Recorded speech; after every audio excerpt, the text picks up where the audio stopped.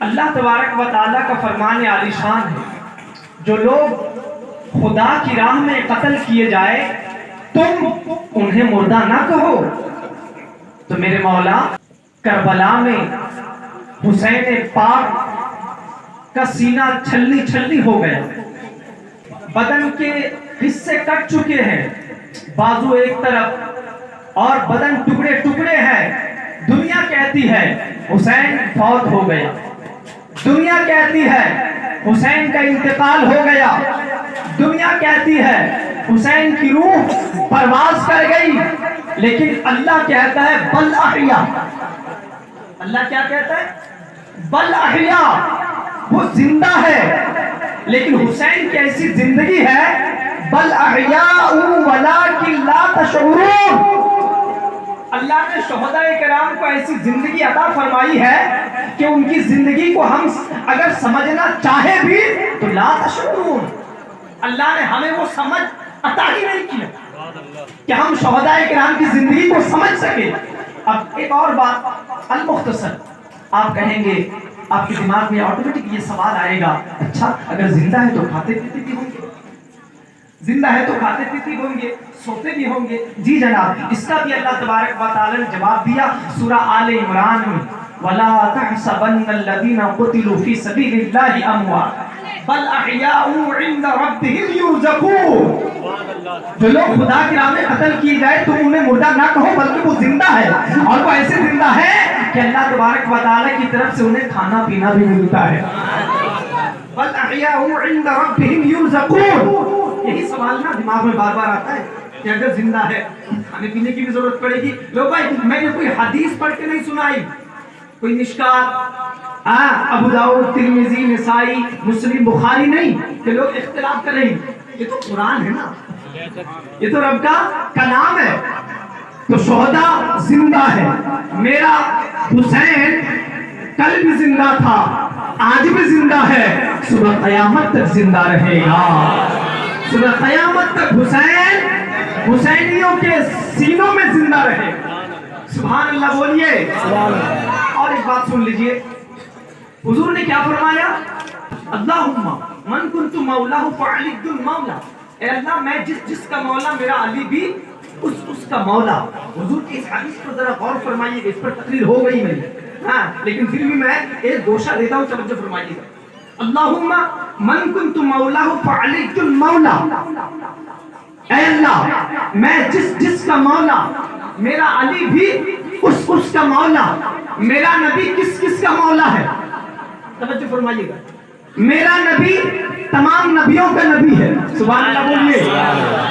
ہمارا نبی تمام رسولوں کا رسول ہے، ہمارا نبی حضرت آدم کا بھی نبی ہے، میرا نبی حضرت نوح کا بھی نبی، ہمارا نبی حضرت ابراہیم کا نبی، ہمارا نبی حضرت موسیٰ کا بھی نبی، ہمارا نبی حضرت عیسیٰ کا نبی بھی ہمارا نبی، ہمارا نبی۔ حضور نے کیا فرمایا؟ اللہم من کنت مولاہ فعلی مولا، فقط میں اشارہ کرتے چلا جاؤں گا۔ حضور نے فرمایا میں جس کا مولا میرا علی بھی اس کا مولا، مطلب یہ کہ جس کے حضور مولا ہے شیر خدا بھی اس کے مولا ہے۔ اس پر بات ہو سکتی ہے لیکن آج میں نہیں کروں گا، کیونکہ باہر سے شعراء کرام علماء کرام کی تشریف لائے ہیں۔ ایک اور حدیث پاک سنیے، یہ تو حضرت علی کے متعلق حضور نے فرمایا، مولا حسین کے بارے میں حضور نے کیا فرمایا؟ الحسین منی وانا من الحسین، سبحان اللہ، الحسین منی وانا من الحسین، حسین مجھ سے ہے اور میں حسین سے ہوں۔ حسین کو معمولی نہ سمجھنا، حسین کو معمولی نہ سمجھنا، ارے حسین کی شہادت اصل میں یہ میرے نبی کی شہادت ہے، سبحان اللہ۔ آخری حدیث پاک سن لیجئے، صحابہ کی انجمن لگی ہے، معراج کے دولہا، عرش اعظم کے مہمان، نبیوں کے نبی، امام الانبیاء، کائنات کے آقا، داتا ماوا ملجا، شمس الضحا، بدر الدجا، نور الہدا، خیر الرسول، خیر البشر، خیر الورا، سید الورا، سرکار دو عالم جناب محمد رسول اللہ صلی اللہ تعالی علیہ وسلم. صحابہ کرام کی محفل میں جلوہ گر ہے، صحابہ کرام کی محفل میں جلوہ افروز ہے، جلوہ فگر ہے. حضور تقریر فرما رہے ہیں. اب حضور نے من کی بات، دل کی آرزو صحابہ کرام سے آپ صلی اللہ تعالی علیہ وسلم نے ارشاد فرمایا کہ اے میرے صحابہ سنو ادھر ذرا توجہ فرمائیے. توجہ ہے نا؟ بولیے نا، توجہ فرمائیے گا. حضور نے کیا فرمایا؟ اے میرے صحابہ سنو، میرے من میں، میرے دل میں تین آرزو ہے. اے میرے صحابہ، میرے دل میں، میرے من میں تین خواہش ہے، تین آرزو ہے. میں چاہتا ہوں کہ اللہ تبارک و تعالی میری زندگی میں یہ تینوں آرزو پوری فرما دے. یہ تینوں آرزو میری زندگی میں اللہ پوری فرما دے. اور اللہ تبارک و تعالی نے حضور کی ان تینوں آرزو کو دنیا میں ہی پوری فرمائی. سبحان اللہ. ارے ہمارا نبی تو وہ نبی ہے کہ نبی اگر آرزو کرے اور اللہ پوری نہ کرے، یہ کیسے ہو سکتا ہے؟ ارے نبی تو فقط ارادہ کر لے تو اللہ قبلہ بدل دے.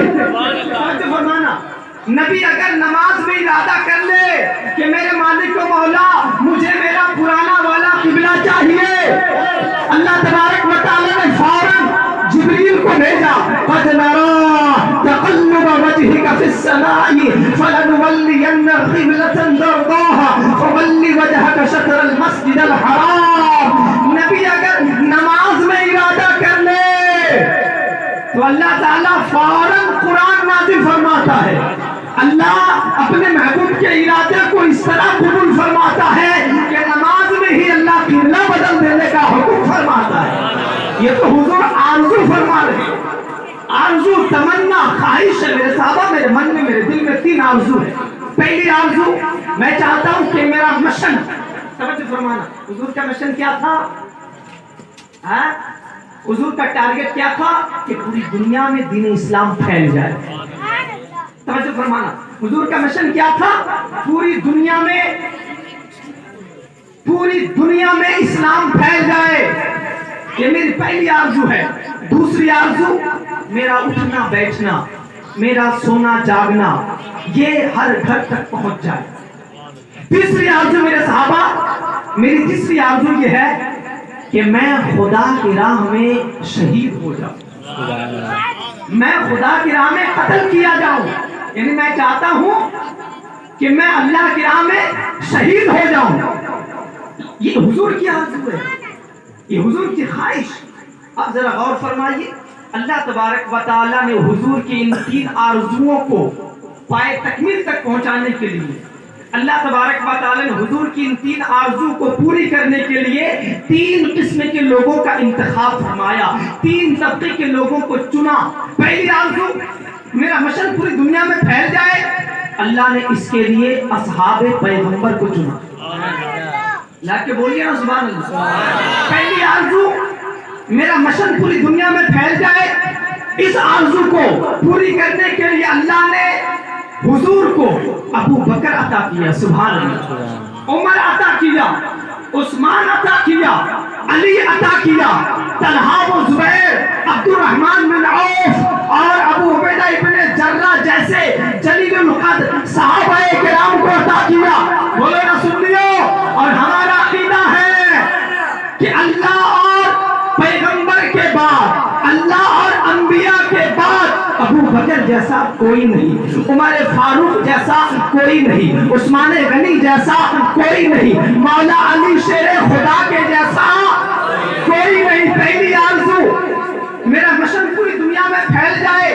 اس کے لیے اللہ نے اصحاب پیغمبر کو چنا، یعنی صحابہ کرام کو چنا. دوسری آرزو، میرا اٹھنا بیٹھنا، میرا سونا جاگنا، میرا کھانا پینا پہننا اوڑھنا، یعنی حضور کی زندگی، حضور کا کیریکٹر، حضور کی سیرت یہ امت کے ہر گھر تک پہنچ جائے.